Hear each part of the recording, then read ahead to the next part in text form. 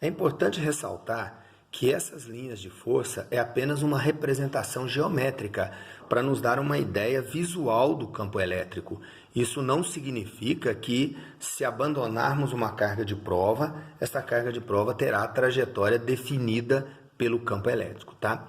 Então, não vamos confundir as linhas de força como sendo a trajetória de uma carga de prova no campo elétrico. Não, é apenas uma representação geométrica do campo. Bom, seguindo na apostila, na página 86, nós temos algumas propriedades das linhas de força. Então, as propriedades das linhas de força, que aí na apostila são 4, então nós temos o seguinte. Então, propriedades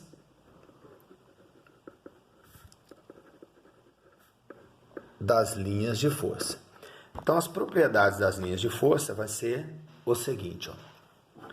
Deixa eu descer aqui para aproximar, para dar para visualizar melhor, porque senão a letra vai ficar muito pequenininha. Então, tá aí as propriedades da linha de força lá na página 86.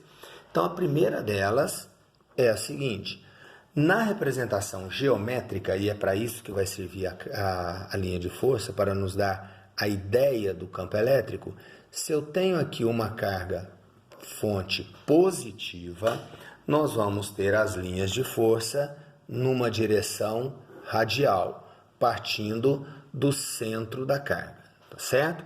Bom, eu vou colorir tudo aqui porque depois nós vamos ver que no interior da carga não faz sentido a representação dessas linhas de força. Então, as linhas de força são representadas só externamente. Então, aqui, uma carga fonte positiva. Nós vamos ter aqui, então, o sentido das linhas de força radiais para fora. Bom, voltando na fórmula, o campo elétrico é KQ sobre D quadrado. Então, se nós temos dois pontos, aqui um ponto A e aqui um ponto B, pela fórmula nós percebemos o quê?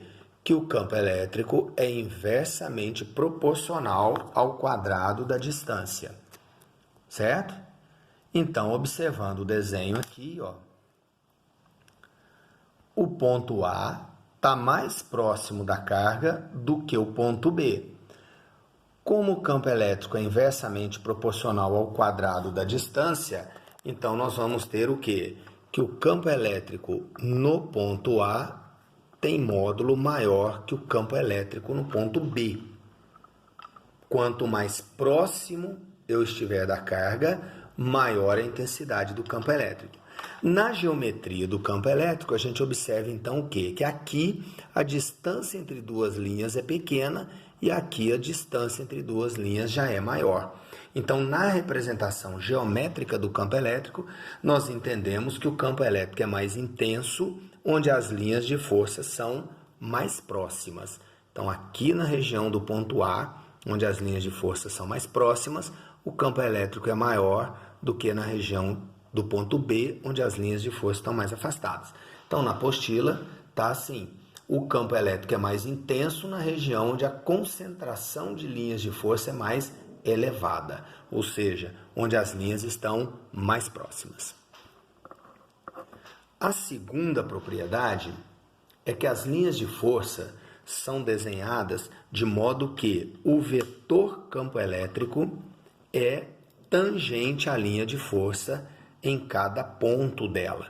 Então, se nós temos aqui uma linha de força, e aí eu vou fazer ela meio curvinha assim, não tem problema, a linha de força não precisa ser reta. Então, nesse ponto aqui, nós temos o campo elétrico como sendo um vetor tangente a essa linha de força. Se eu pego esse ponto aqui, o vetor campo elétrico é para cá agora. Então, aqui o vetor campo elétrico neste ponto. Então, o vetor campo elétrico é tangente à linha de força. Ok?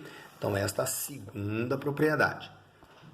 A terceira propriedade: duas ou mais linhas de força jamais se cruzam. Então, se nós temos duas partículas eletrizadas, uma positiva e a outra negativa, a gente sabe o quê?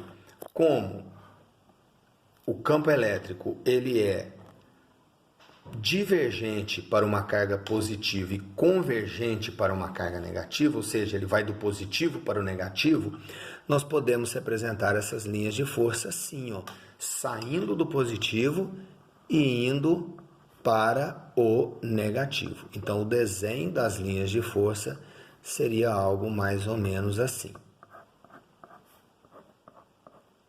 Entrando na negativa e saindo da positiva. Certo? E se as duas cargas forem de mesmo sinal, aí se torna mais evidente essa ideia de que as linhas de força não se cruzam. Então, para essa carga aqui, nós teríamos as linhas de força assim, e para esta carga as linhas de força assim. E observem que nos dois desenhos, as linhas de força, eles nos dão a ideia da atração quando os sinais são contrários, uma linha de força que sai da positiva vai para a negativa unindo as duas cargas. Então aqui a gente tem a ideia da atração e aqui a gente tem a ideia da repulsão, como se uma linha de força impedisse que uma carga se aproximasse da outra. Ó. Então aqui nós temos as linhas de força representadas dessa forma aqui. Então aqui a gente vê também que as linhas de força podem assumir uma configuração curvilínea. Se for negativas, a mesma coisa, porém com as setinhas viradas para o lado da carga. Então aqui, ó, entre duas cargas de mesmo sinal, nós vamos ter um lugar onde o campo elétrico seja zero.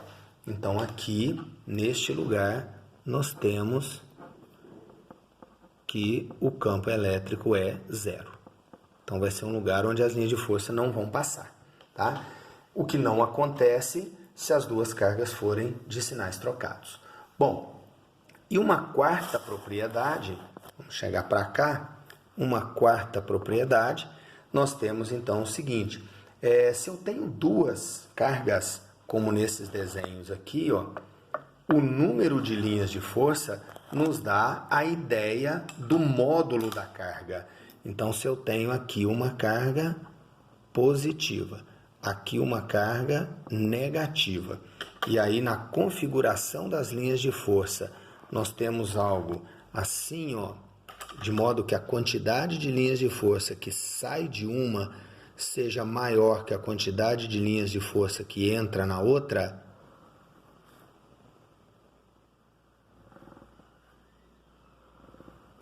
Aqui fazer o desenho. Então aqui nós temos 8 linhas de força. E aqui eu vou desenhar mais. Então aqui já está com as mesmas 8, né? 1, 2, 3, 4, 5, 6, 7, desculpe. Aqui é 8. Então aqui 7, 8, 9, 10, 11, 12. Então aqui eu estou com 12 linhas de força. Aqui eu estou com 8 linhas de força. Então eu vou entender o quê? Que esta carga tem módulo 1,5 maior do que essa. Então, a quantidade de linhas de força expressa a relação entre os módulos das cargas. Então, na apostila, nós temos o seguinte, o número de linhas que chegam à superfície do objeto ou saem dela é proporcional à quantidade de carga que o corpo possui. Então, se aqui eu tenho 12 linhas de força e aqui eu tenho 8, eu vou entender que essa carga é 1,5 esta carga, em valores de módulo, claro.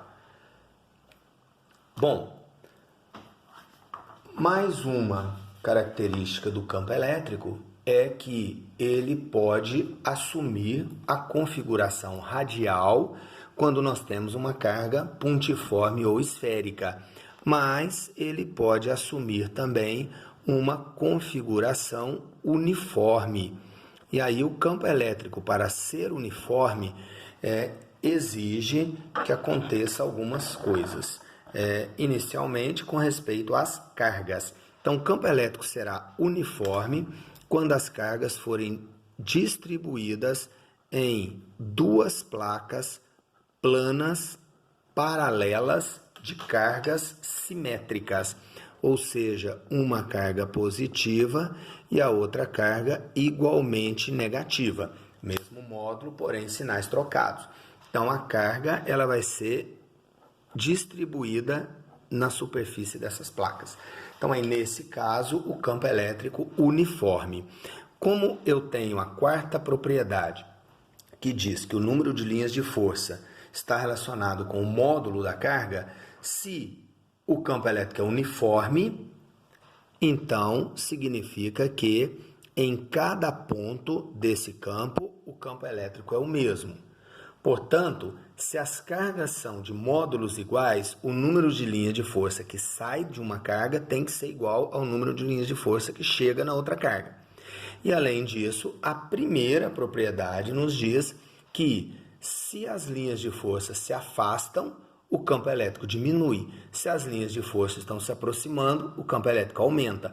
Como este é uniforme, as linhas então precisam ser equidistantes, para que a distância entre elas nos dê a ideia de um campo uniforme. Portanto, nós vamos ter aqui as linhas de força representadas por linhas paralelas e equidistantes. Eu fiz o desenho assim para ficar mais fácil de fazer a divisão mais próximo do paralelo. Então aqui eu tenho o campo elétrico uniforme. Portanto, se aqui eu tenho um ponto A e aqui eu tenho um ponto B, o campo elétrico em A é igual ao campo elétrico em B. Bom, então aí a definição de campo elétrico, que vocês podem acompanhar na apostila aí, nas páginas 86 e 87, certo? Bom, como exemplo, para que nós fixemos o conceito, eu vou pegar aqui a apostila e na apostila a questão 1 de aprendizagem, que está na página 91, tá? Então aqui, ó, página 91, cadê a página 91 da apostila? Então vamos ver como é esta questão de aprendizagem 1. Então lá, um bastão de vidro M eletrizado positivamente é colocado nas proximidades de uma pequena esfera metálica P não eletrizada, suspensa por um fio leve de material isolante. Observa-se que P é atraída por M. Considere as afirmações as seguintes. Afirmação 1. Em virtude da indução eletrostática na região do P, mais próxima de M, aparecerá uma carga negativa. Sim, por indução, se o bastão é positivo, atrai os elétrons livres, aqui fica negativo. Então a 1 é verdadeira. A carga positiva e a carga negativa induzidas em P têm o mesmo valor absoluto. Sim, também. Nós já sabemos no capítulo anterior que na indução os dois lados ficariam induzidos com cargas de mesmo valor. E a esfera P, então, é atraída por M porque o campo criado pela carga de M não é uniforme. Também, sim. Então, aqui, como o positivo está mais próximo do negativo e está mais longe do positivo, faz, então, com que o campo elétrico percebido por esse ponto à esquerda seja maior que o campo elétrico percebido pelo ponto à direita. Como a força depende do valor do campo, então a força que atua sobre o lado esquerdo da esfera induzida é maior, fazendo então que ela seja atraída. Portanto, nós temos que as três alternativas são verdadeiras, letra D de dado.